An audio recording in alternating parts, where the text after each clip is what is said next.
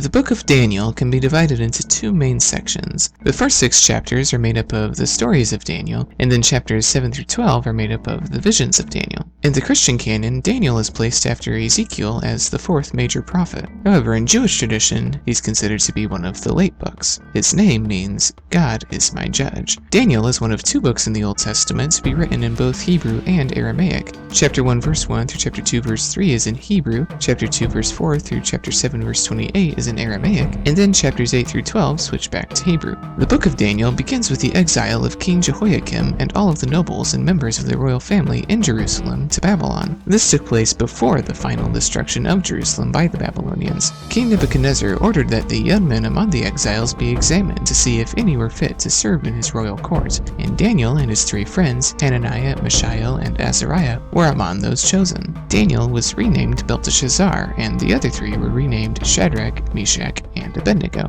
Now Daniel didn't want to defile himself by eating the unclean foods from the king's table that had been offered to Babylonian deities, and so Daniel went to Ashpenaz, the man in charge of these honored exiles, and asked for water and vegetables instead. But Ashpenaz was afraid that Nebuchadnezzar would be offended, so Daniel proposed a test to see which food was better, and at the end of 1 week, Daniel and his 3 friends looked healthier after eating only water and vegetables than the other men did who had eaten the king's food. And so they were given special permission to eat whatever they wanted to, and this story ends by saying that Daniel remained in the courtly service of the Babylonians until King Cyrus of the Persians came to power. In chapter 2, Nebuchadnezzar had a troubling dream, and he wanted his wise men to interpret it without even hearing it, but they couldn't. And so Nebuchadnezzar ordered their execution. But Daniel and his 3 friends asked for time to pray to God, and God revealed the king's dream to Daniel, and Daniel explained its meaning to the king. He had a dream of a great metallic statue that had been destroyed by a rock not cut with human hands. The rock later became a mountain that filled the whole earth. The statue had a gold head, which represented the Babylonian Empire. It also had a silver chest and arms, representing the Medes and the Persians, who came after Babylon. The bronze belly and thighs represented the Greeks under Alexander the Great, and the iron legs represented the Greeks under both Seleucid and Ptolemaic control. The feet, which were made partly of iron and partly of baked clay, likely represent the reign of Antiochus IV Epiphanes, and the rock that becomes a mountain represents the reign of the Messiah.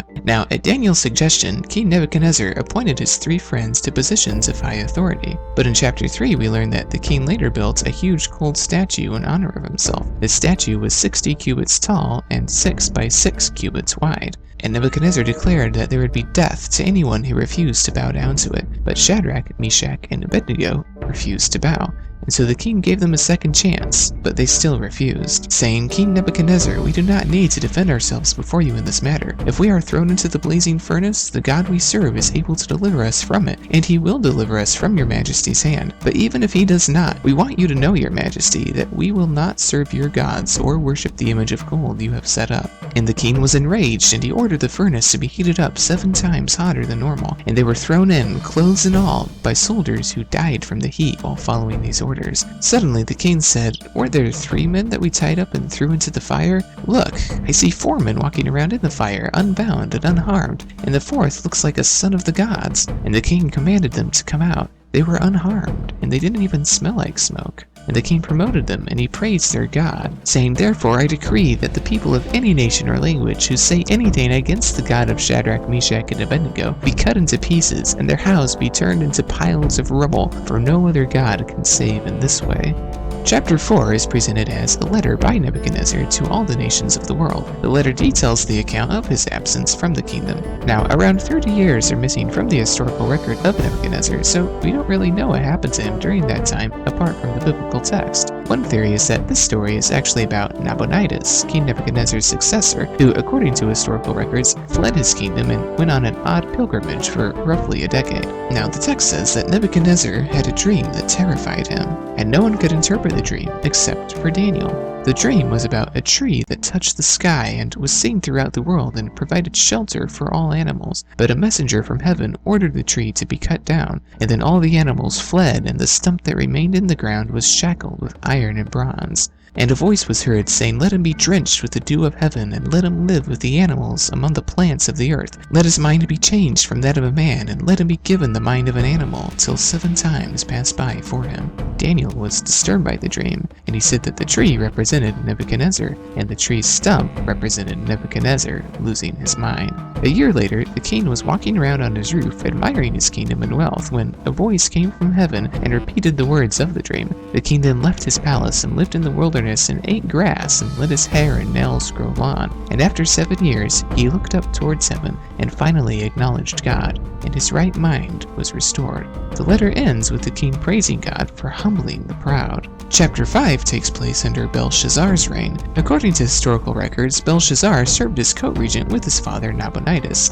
perhaps because his dad was a little crazy. Belshazzar held a great feast for 1,000 of his nobles, and it turned into a great drunken orgy. And Belshazzar brought out the golden cups that Nebuchadnezzar had taken from the temple of the Lord in Jerusalem, and he used them to serve wine at the party. But suddenly the fingers of a human hand appeared and wrote on the wall near the lampstand. The king turned pale and could hardly stand, and none of the king's enchanters, astrologers, or diviners could interpret the writing on the wall. But Daniel interpreted the writing, which said, "Mene, Mene, Tekel, Parsin." Mene coming from the word mina, which is a form of money or counting or numbers, and is interpreted as meaning God has numbered the days of your reign and brought it to an end.